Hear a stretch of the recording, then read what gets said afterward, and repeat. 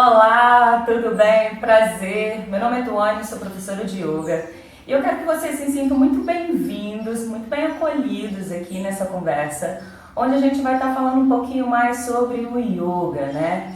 Dessa prática que tem sido tão difundida na modernidade, aqui no Ocidente, e tentar entender um pouquinho como que essa prática, que veio de uma cultura tão distante da nossa, tão diferente da nossa, uma prática que derivou há milhares de anos atrás, hoje faz tanto sentido na nossa civilização moderna, né?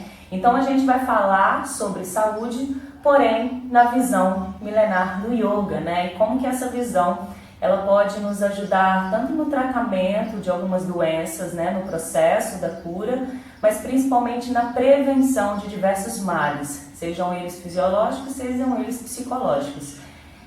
Eu gosto de imaginar que o yoga é uma caixa de ferramentas, né, na qual de vez em quando eu vou lá, pego uma ferramenta que pode me ajudar em alguma situação ali do meu dia a dia, da minha rotina, sejam elas conflitos internos, ou sejam alguns fenômenos externos que já começam a sair do meu controle, né? Então, o meu objetivo, na verdade, não é falar sobre os benefícios da prática, porque isso a gente já está cansado de saber. É só jogar lá no Google que a gente vai encontrar todos esses benefícios. Mas é mostrar como que essa ferramenta, ela funciona, como que ela se estrutura, como que você pode utilizar essa ferramenta fora do tapetinho. Aliás, ela deve ser utilizada fora do tapetinho, beleza?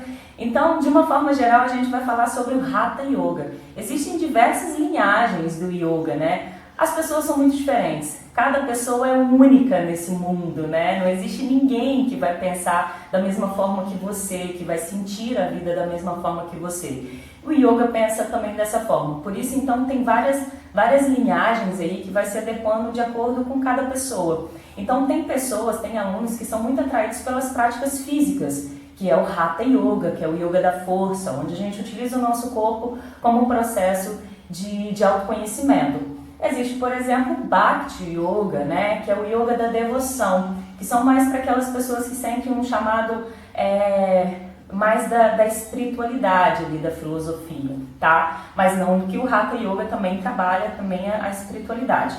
Mas enfim, de uma forma geral a gente eu quero, e todos os outros professores de yoga, desmistificar um pouquinho essa ideia de que yoga tá em cima do tapetinho suando pra caramba. Também mas não é só isso. Na verdade, o yoga não é uma prática física, mas uma prática de autodesenvolvimento. É um processo, é uma jornada, né? Então, vai ser uma série de ferramentas e técnicas que vão nos ajudar na vida, nos problemas da vida. Então, de uma forma assim, bem simples, é mais ou menos essa ideia. Então, para a gente entender o yoga, para a gente ter o olhar do yogi, né, sobre a saúde, sobre o ser humano, a gente tem que entender a visão do mundo na qual ele evoluiu. Técnicas de cura holísticas e integrais já eram amplamente utilizadas há 5.000, 7.000 anos atrás na filosofia védica, que é o berço do yoga, né? Porém, a filosofia, todo conhecimento de filosofia, psicologia, medicina e religião, eles eram entrelaçados, eles não eram divididos, né? E eles estavam entrelaçados dentro da própria estrutura de vida e sociedade védica. Então, a cultura do povo védico era uma cultura meditativa, que fazia práticas físicas, que tinha uma dieta moderada, era um estilo de vida completamente integrado com a natureza, né? Ou seja, realmente uma integração, uma comunhão muito forte da natureza. E foi só a partir mais ou menos do século II, aí, depois de Cristo, que todo esse conhecimento ele começou a ser sistematizado, né? Antigamente, há 5.000, 7.000 anos atrás, aí, nesse primeiro tratado do yoga, todo o conhecimento era passado oralmente, né? Eram mestres que passavam para os discípulos. E aí, quando começou a sistematizar, realmente começou a ter uma escrita desse conhecimento, a sociedade foi crescendo, foi ficando cada vez mais complexa e se viu nessa necessidade de sistematizar esse conhecimento para não se perder, né? Então foi criado um sistema feito por Patanjali, né, que é uma série de aforismos, de máximas. São pequenas palavras, pequenas frases que representam muita coisa, né? Então, se uma pessoa leiga começar a ler os sutras de Patanjali, a pessoa não vai entender nada, porque realmente é algo muito profundo e você precisa de alguém para te guiar aí nesse conhecimento. Mas, de uma forma geral, nesses sutras, nesses aforismos, eles vão indicar as práticas e técnicas do Hatha Yoga. Então, Patanjali dividiu esse conhecimento em um processo, em 8 passos, para que você chegasse à iluminação. Então, na verdade, o yoga não são práticas físicas, práticas são uma das ferramentas dentro desse sistema filosófico, ok? Então, ele dividiu isso em 8 passos, é o que a gente chama de Ashtanga Yoga, Yoga dos 8 passos. E o Hatha Yoga, o Yoga da Força, está dentro desses 8 passos. Então, eu vou falar um pouquinho sobre eles, de uma forma bem rápida, só para a gente entender como se estrutura e como isso se reflete depois nas nossas práticas físicas diárias, aqui no Ocidente. Então, a gente vai ter os yamas, que são preceitos éticos, que são mandamentos morais, são igual os mandamentos mesmo, que é não matar, falar a verdade, não roubar. São algumas condutas éticas e morais na qual a gente tem que ter com o ambiente em que a gente vive, né? Tanto no mundo quanto com as pessoas também. Yamas, temos os niyamas, que são preceitos de autocontrole, né? Que é uma disciplina individual que deve ser adquirida, né? Então você percebe que os dois primeiros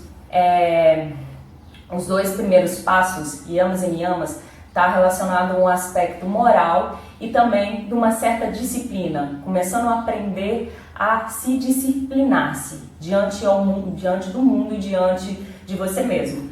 Depois, no terceiro passo, a gente encontra os asanas, que são as posturas, que é onde se encontra o Hatha Yoga, que é super difundido aqui.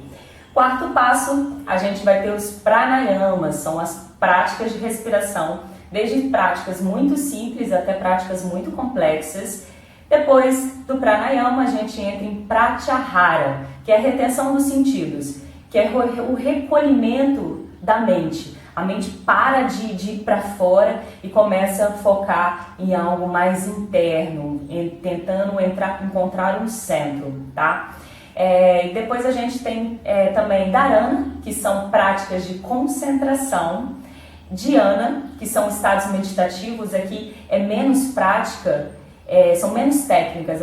Quando a gente entra em dhyana, que é o que é considerado realmente meditação no yoga, você já trabalhou lá atrás seu corpo, a sua respiração, a sua moral. Então acaba que na hora que você entra em meditação, você já entra em um estado meditativo, já algo que foi realmente construído.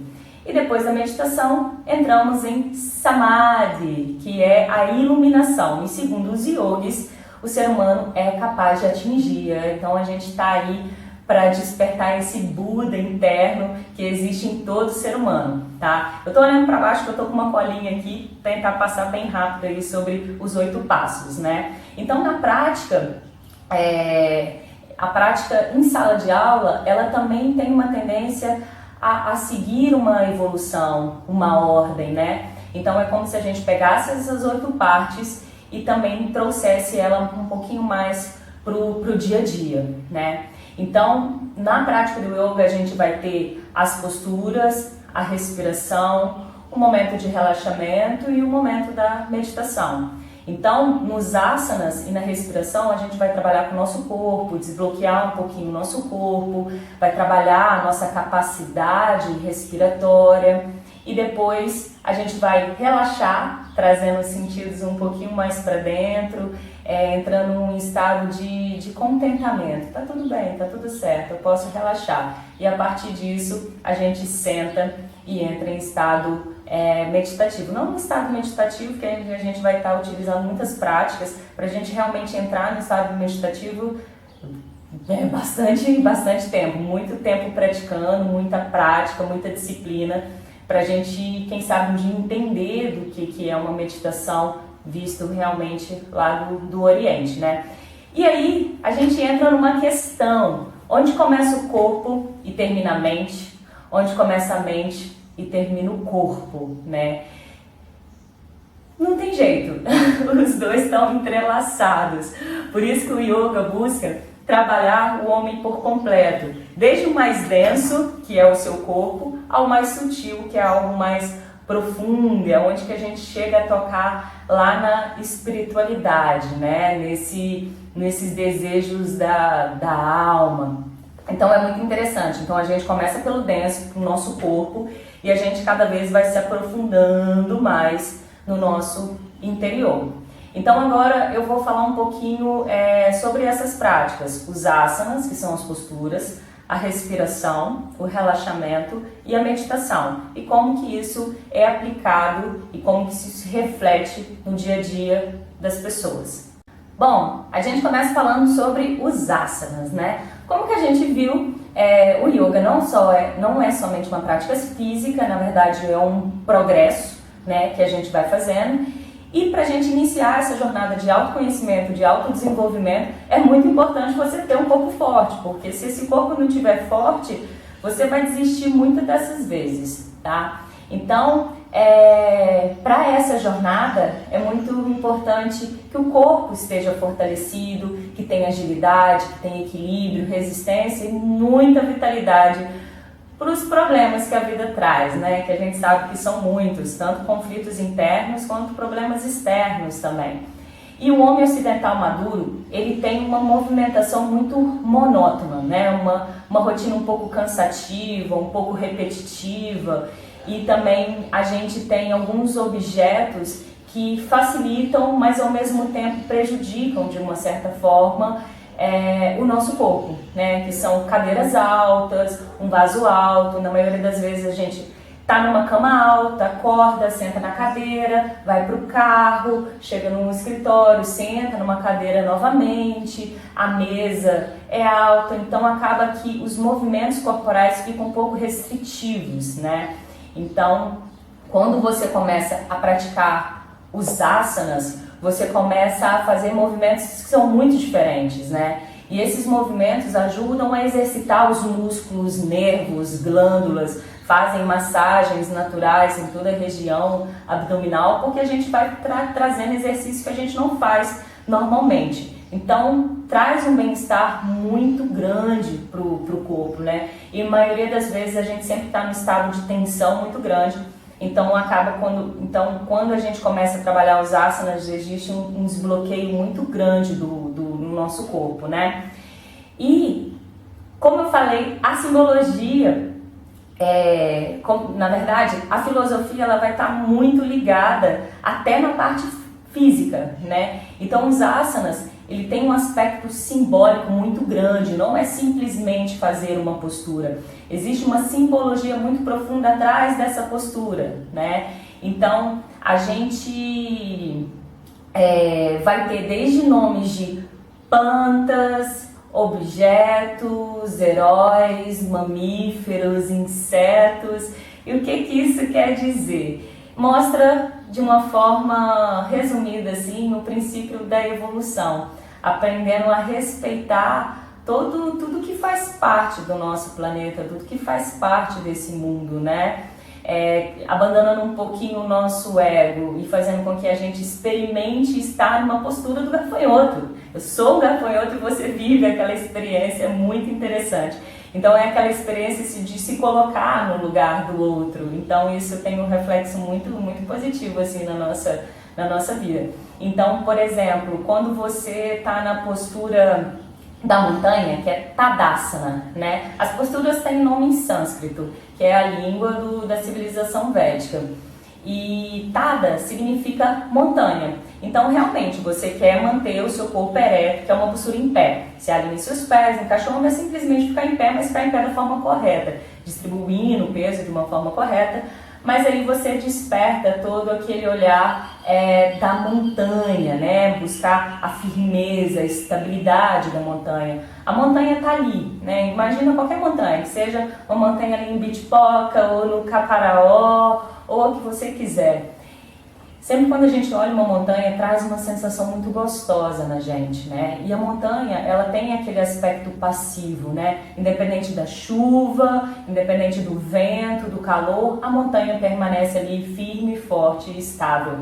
Então, quando a gente realiza a postura da montanha, a gente também quer despertar as virtudes da montanha em nós mesmos. Então, independente da bagunça que está do lado de fora, independente da crise familiar, da crise política, independente de qualquer coisa, dentro eu permaneço firme, forte e estável como uma montanha. Então, percebe que começa a existir uma união, uma integração com todos os seres, com a própria natureza, né? E acaba que é isso que vai se refletindo depois no dia a dia, né? Eu tenho muito casos de alunos, por exemplo, que falam assim: não, estava vivendo uma crise lá com a minha filha, enfim, mas eu sempre lembrava da montanha, de ficar firme, forte, estável como uma montanha. Então acaba que essas virtudes começam a refletir no dia a dia das pessoas, e aqueles momentos onde que provavelmente elas jogariam tudo para o ar, ficariam desesperadas, entrariam num estado de tensão muito grande, traz uma lembrança da prática, daquele momento da montanha, daquela paz que você sentiu, e você lembra que na verdade você não é essa tensão, esse estresse, na verdade você é um mar de calmaria, né? Então existe essa conexão e é muito interessante. Então os asanas, eles vão nos ajudar a desenvolver intimidade com o nosso corpo. A gente começa a entender o nosso corpo, sabe? Você sente quando acontece uma dor no joelho ou uma dor no estômago. Existe uma conexão, começa a criar uma conexão muito profunda com o nosso corpo, e isso é muito importante, tá? Então, uma postura agradável e estável vai se refletir no equilíbrio mental. A gente começa a parar de se perder nessas flutuações mentais e começa a encontrar o conforto físico e o conforto mental também através dos asanas. Alguns movimentos específicos nos asanas, né? Então a gente tem posturas em pé, posturas de abertura de quadril, posturas de equilíbrio, posturas de flexão para frente, posturas de torção, posturas invertidas, e a gente vai trabalhando isso aí em sala de aula, né? Por exemplo, as posturas em pé, elas vão trazer um fortalecimento das pernas e vão corrigir, de uma certa forma, a má postura e algumas dores que geram na região dos ombros e das costas. Por quê? Quando a gente fica em pé, a gente fica todo desalinhado, todo torto, assim. A gente joga o peso para uma perna, joga o peso demais para outra perna. E nas posturas em pé a gente vai aprender a distribuir o nosso peso, a usar a nossa força com inteligência, sabe? Aprender a fortalecer as pernas, mas ao mesmo tempo eu relaxo os ombros. Eu não estou usando esses ombros, para que eu vou manter esses ombros ativados? Então existe um fortalecimento da perna, você começa a alinhar ali a sua postura, entender um pouco o seu corpo, até a forma da gente pisar no chão vai melhorar. Isso já tira um monte de problemas aí físicos, de má postura, né? E um efeito mental, quando você está fazendo posturas em pé, a mente fica firme também. O praticante ele fica ativo, atento, alerto. Então são posturas ótimas. Por exemplo, posturas de flexão para frente ou posturas de extensão para trás, né? Então quando a gente flexiona para frente, a gente tem um alongamento da musculatura das costas e também a gente tem uma contração da região abdominal, né? E isso ajuda a massagear um pouquinho e trazer até certo um alívio para a região, para os órgãos abdominais, fazendo com que eles funcionem melhor, né? Então, quando a gente faz flexões, por exemplo, a pinça, né? Que a gente estica as pernas e a gente vai lá na frente, a gente contrai aqui a região abdominal. Então isso pode ajudar até mesmo na digestão, né? Então é muito interessante. Vou entrar aqui com vários benefícios, mas é só para a gente ter uma ideia, né? E é muito interessante também porque as posturas que fazem flexão para frente vai alongar nossas costas, levando luz para tudo aquilo que estava represado, tudo aquilo que estava no inconsciente. Então é mais ou menos esse reflexo mental. As posturas de extensão para trás vão fortalecer a musculatura das costas e é tão importante para a nossa saúde e bem-estar da nossa coluna, né? Então vai trazer a flexibilidade da coluna feito com bastante cuidado. E quando a gente faz essa extensão para trás, a gente tem uma abertura da caixa torácica, aumenta a nossa capacidade respiratória, isso ajuda a abrir o nosso coração para a vida, traz vitalidade, traz coragem, são posturas maravilhosas. As posturas também que eu adoro são posturas de torção, onde a gente rotaciona a nossa coluna no nosso próprio eixo, né? Então, as torções são maravilhosas para a recuperação da má postura e da inércia da nossa coluna. Muitas vezes ela fica só para frente, né? Então, você busca primeiro alongar, alinhar e depois torcer. Isso ajuda a criar um pouquinho de espaço entre as vértebras e traz mobilidade para a nossa coluna. E quando a gente aqui tá torcendo, você percebe que aqui os órgãos são estimulados, como o fígado, o rins, o pâncreas, né? Então, são posturas maravilhosas, façam sempre. Deixa eu sair um pouquinho do sol aqui. E aí, posturas de torção, elas geram uma sensação de desapego, elas aliviam um pouquinho a ansiedade, sabe quando a gente fica travado? Então, quando a gente faz a torção, às vezes a pessoa sente um pouquinho de incômodo, mas na hora que ela volta, ela, desapeguei. Eu costumo fazer uma associação com pano de chão, sabe quando você passa o pano de chão no chão e depois pega e torce toda a sujeira? É mais ou menos isso que a gente está fazendo com a nossa coluna. A gente está torcendo tudo aquilo que não serve mais, tudo aquilo que estava pesado, tanto a nível psicológico, de pensamentos destrutivos, negativos, quanto a níveis fisiológicos também, de ganhar um pouquinho de espaço, de mobilidade, para que a gente consiga deixar a vida fluir de uma forma mais natural, né? E a gente tem também as invertidas, que é o sonho de todo praticante do yoga e que realmente quando a gente começa a trabalhar uma invertida, gera um mix de emoções diferentes, é muito gostoso, mas deve ser com muito cuidado, porque está muito relacionado ao medo, né? Porque a gente vai trabalhar o pescoço e no yoga o pescoço está relacionado ao medo, né? Então é uma prática bem devagarzinho e as posturas de invertidas, elas são muito legais porque existem praticantes que fazem na primeira prática, assim faz, mas tem outros que têm muita dificuldade. Eu tive muita dificuldade e eu falava assim, meu Deus, eu nunca vou conseguir fazer isso. E quando eu fiz, me deu uma sensação assim, uma coragem, uma força, assim, não, tem esperança na vida, sabe? É muito interessante. Então, eu gosto de pensar também na ampulheta, né? A gente está a vida inteira nessa posição, sofrendo esse efeito da gravidade, e isso afeta o nosso corpo, o nosso organismo. E você inverte, é como se você invertesse a sua ampulheta e começasse de novo, né? Então você inverte o seu corpo, então isso ajuda o sistema circulatório, nervoso, linfático, melhora todo o nosso metabolismo.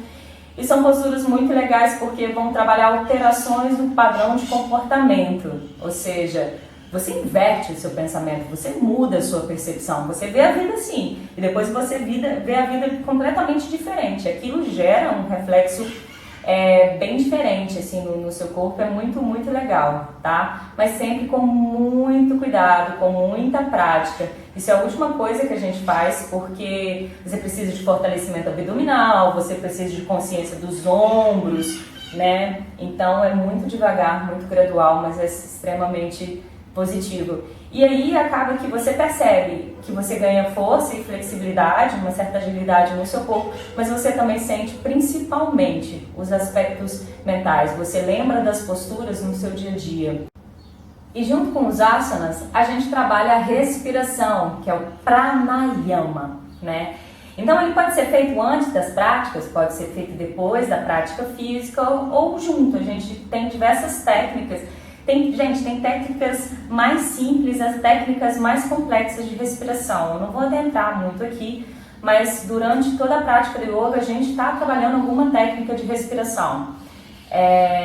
E aqui é muito interessante, porque você começa a trabalhar o seu corpo, o que é mais denso para você, o que você conhece como você.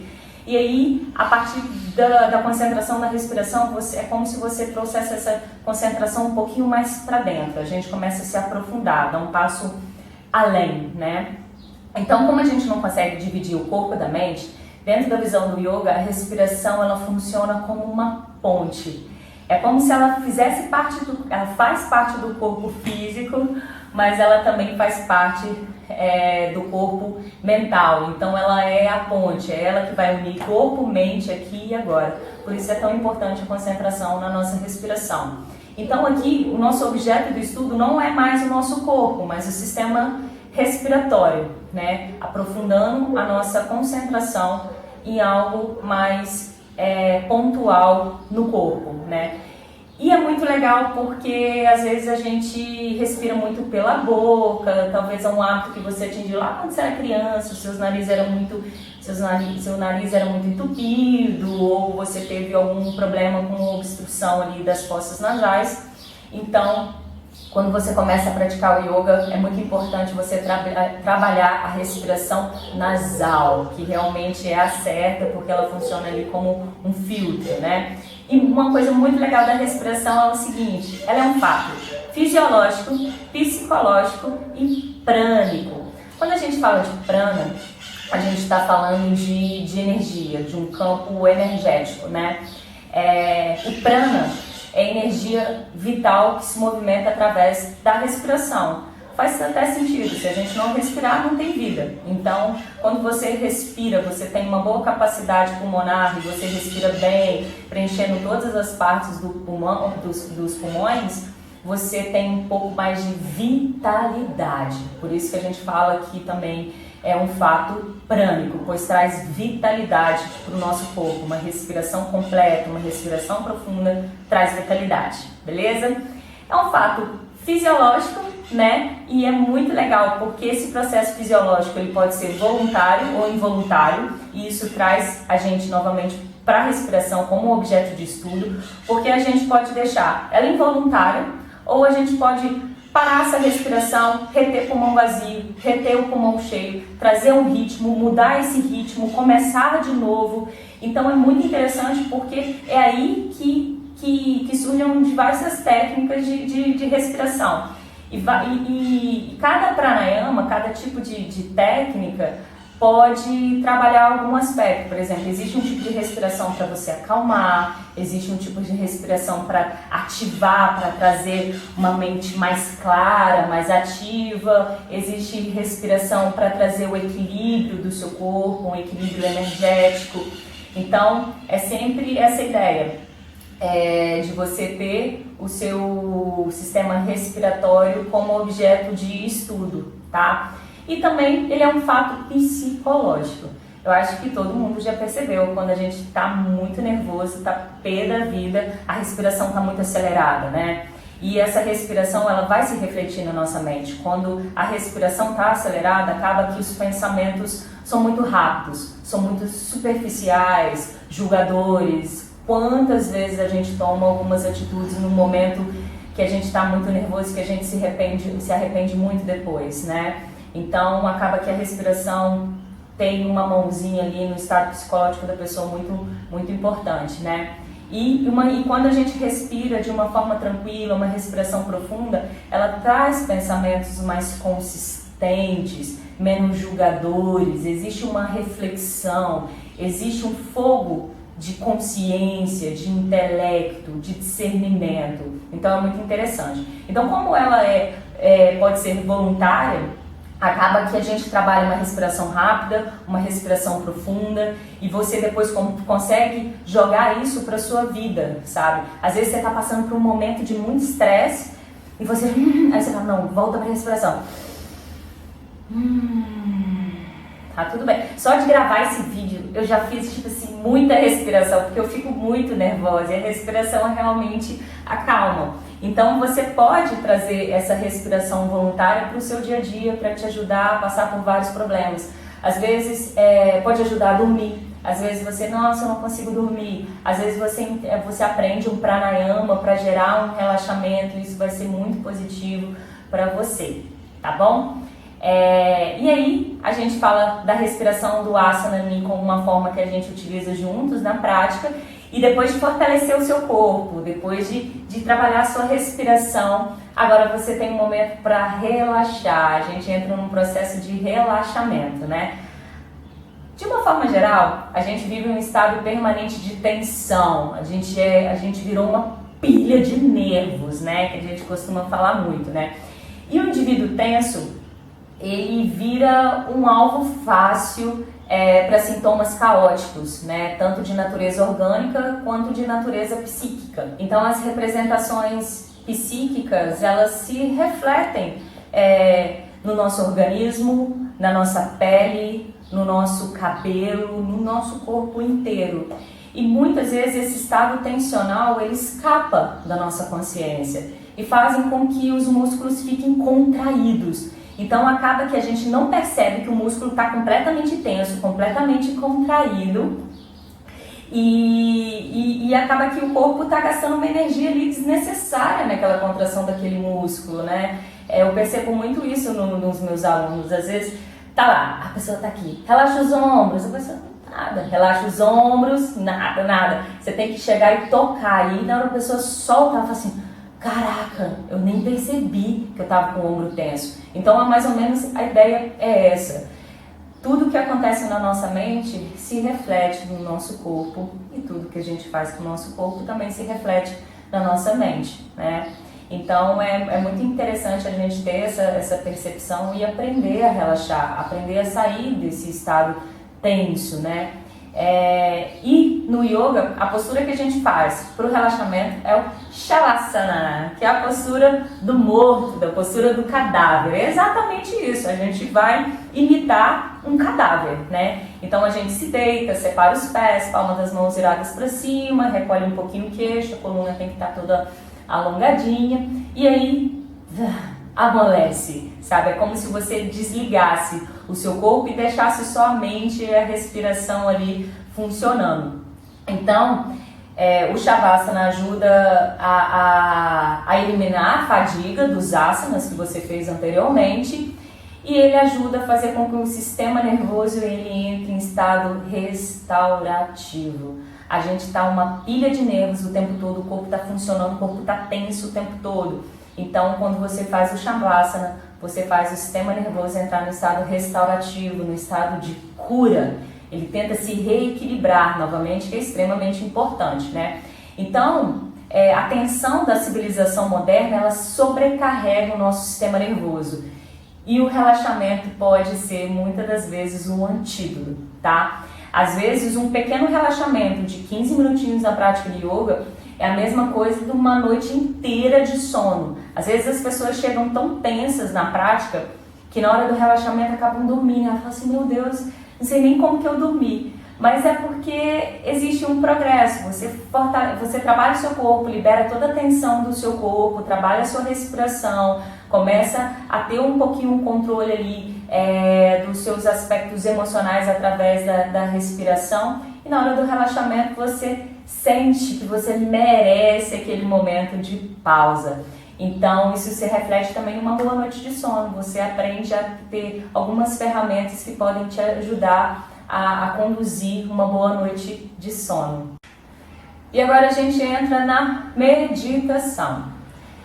Assim como os 8 passos, a gente se percebe que também em sala de aula, asanas, respiração e relaxamento são pré-requisito para meditação, tá? Somente um corpo forte e confortável fazem com que a gente consiga concentrar realmente, tá? Então, trabalhamos o corpo, trabalhamos a respiração, trabalhamos um pouquinho o relaxamento, liberamos toda aquela tensão que ficou acumulada no nosso corpo, toda aquela preocupação, toda aquela ansiedade, ela diminui um pouquinho durante os asanas e respiração e afim. E no momento que a gente chega na meditação, é o momento que a gente começa a fazer um trabalho em profundidade. A gente começa a realmente trabalhar as nossas emoções. A gente, voltando um pouquinho aqui e saindo até, mas é só para exemplificar, a gente sabe que a meditação faz muito bem. Hoje a gente tem vários trabalhos científicos aí comprovando vários benefícios da meditação. Mas é o que eu volto naquele pensamento lá do início da nossa palestra. A meditação é uma prática muito fácil para os orientais. Para a gente é algo muito difícil. No momento nenhum na nossa cultura ensinaram a gente meditar, ensinaram a gente ficar em silêncio. ensinaram a gente a ficar confortável na nossa própria presença. Muito pelo contrário, a gente se julga o tempo todo. Então ficar na nossa presença às vezes é uma coisa muito difícil e tá tudo bem, tá? Então a gente escuta muito, meditação não é pra mim, vou ficar mais doido que tudo. Não, calma, tem um processo até você chegar na meditação. Não sei nem se teria como, ou seriam pessoas realmente muito especiais que saem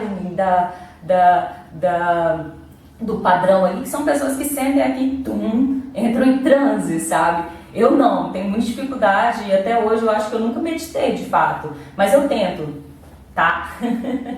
Pelo menos eu tento. E a cada dia isso vai me deixando cada vez melhor. Por quê? Porque a gente começa a trabalhar com as nossas emoções. Todos aqueles padrões que eram muito destrutivos, como o julgamento, a culpa, a raiva, a ansiedade, no momento da meditação eles ficam um pouco menos destrutivos, né? Então o nosso relacionamento com esses padrões não são mais tão... É como se esses padrões se tornassem um objeto de estudo. Eles não são eu. São algo que eu estou estudando em mim, sabe? Então é como se eu criasse um distanciamento desses padrões, sabe? Então você começa a observar, você percebe o pensamento vindo, o pensamento indo. Às vezes você vai cair na maionese, você vai no pensamento, ele vai te levar lá longe. Na hora que você percebe que a sua mente divagou, opa, respira profundamente, lembra da respiração, que é a conexão. Traz a respiração de volta, que você consegue trazer novamente a sua mente para a sua respiração. E aí a gente começa de novo o processo da concentração. É prática, muita prática, mas eu acho que vale muito a pena investir nesse momento também da meditação, tá? Então, de uma forma geral, por que as pessoas se saem tão bem da prática de yoga, né? Por que está sendo tão difundido essa prática? Porque você vai trabalhar o seu corpo, a sua respiração, vai aprender a ficar em silêncio, vai aprender a se ver de uma forma mais carinhosa, vai fazer com que você se torne mais responsável por tudo aquilo que está acontecendo com você. Então vai mudar algumas pequenas coisas em que você não vai estar acostumado. E na maioria das vezes você vai se sentir bem. Você não precisa se sentir bem toda vez que você faz prática de yoga. Você não tem que ficar sentindo iluminado. Tem dia que você vai estar puto na prática de yoga, doido para que aquilo ali termine, né? Porque as posturas, os asanas, eles vão ser o mesmo o tempo todo, sabe? Você vai fazer a mesma prática física por 100 anos. Porém, quem vai mudar é você. Vai ter dia que você vai fazer a postura do guerreiro e vai, caraca, realmente estou sentindo um guerreiro, pá, nossa, eu sou foda. E vai ter dia que você vai ficar assim, acaba logo. E aí você começa a perceber esses padrões mentais no qual você vai começar a trabalhar a cada dia na meditação, beleza? Então, o que acontece? Essa prática, ela faz com que tornemos mais íntimos de nós mesmos, né? O homem passa a se compreender e compreender todos os fenômenos que nos atingem, tanto internamente quanto externamente. Isso é muito legal, tá? Então, pensando assim no yoga na vida, então a gente tem que desvincular o yoga só do tapetinho. O yoga vai vir para a nossa rotina, para a nossa alimentação, a forma como que a gente se relaciona com as pessoas, a forma como a gente se relaciona, porque ela trabalha o homem de uma forma integral. Então, não tem como, ela vai sair do tapetinho e a gente percebe isso. Você pode conversar com qualquer praticante realmente que tem uma disciplina, ele vai falar para você, que realmente você percebe o yoga em todos os lugares depois. A prática, o tapete, é o momento que você afina as suas ferramentas. Você afina o seu corpo, afina a sua percepção, afina a sua concentração, para que você consiga lidar melhor com os obstáculos da vida, né? Então, a gente realmente tem que desvincular o yoga do tapetinho, né? Então, deve ser uma disciplina fora da sala de aula. Bom, a gente já viu algumas ferramentas do yoga, a gente já foi lá no Oriente e voltou. E agora a gente pensa, beleza, mas como que o yoga pode ajudar na nossa medicina ocidental, né? Como eu disse, yoga não é só uma prática física, na verdade é uma jornada, né? É um programa completo de saúde e bem-estar. Então, o yoga, ele faz com que o paciente ele participe da cura dele. Ele busca reconhecer e compreender todas as causas do seu desequilíbrio. Então, o paciente ele se torna mais ativo. Ele sai daquele estado passivo de deixar a vida me levar, eu não sou responsável por aquilo que acontece com o meu corpo, né? Ele se preocupa sim com a sua rotina, com a sua alimentação, com os seus relacionamentos, a que pé que está o seu estado emocional, e ele percebe que isso tudo influencia na saúde dele. Então ele se preocupa, ele participa da sua cura, né? Então ele deixa de ser passivo e se torna ativo, né? Ele traz, o yoga ajuda a trazer o paciente para o centro. Então ele cria um diálogo um pouco diferente entre paciente e médico. O diálogo não é só do médico para o paciente, como o médico, como o conhecedor de toda a sabedoria, aquele diálogo um pouco autoritário. Acaba que cria um diálogo científico, porém social, um diálogo mais amoroso, mais humano entre médico e paciente.